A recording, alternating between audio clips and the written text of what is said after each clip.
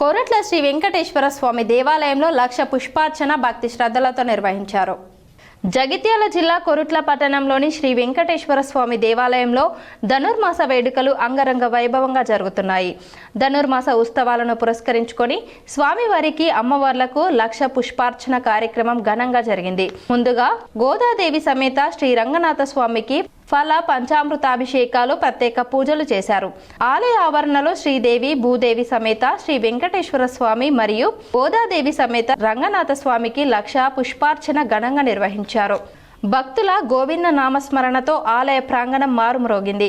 ఈ సందర్భంగా ఆలయ ప్రధాన అర్చకులు బీర్నంది నరసింహాచారి మాట్లాడుతూ ధనుర్మాస ఉత్సవాలలో భాగంగా ప్రతిరోజు స్వామివారికి మహిళలు దర్శించుకొని వారి కోరికలను స్వామివారికి విన్నవించుకొని స్వామి కృపకు పాత్రులు కావాలని ఆయన కోరారు. ధనుర్మాస ఉత్సవాలు నెల రోజుల పాటు జరుగుతాయని, ఇట్టి కార్యక్రమాన్ని భక్తులు ప్రజలు అధిక సంఖ్యలో పాల్గొని కార్యక్రమాలను విజయవంతం చేయాలని ఆయన విజ్ఞప్తి చేశారు.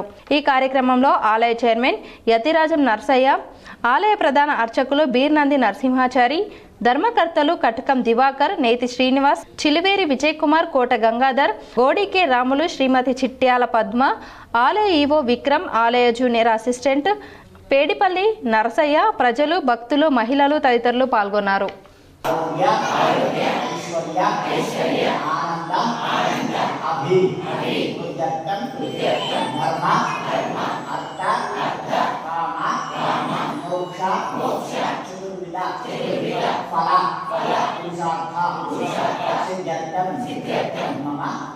వ్యాపారేణ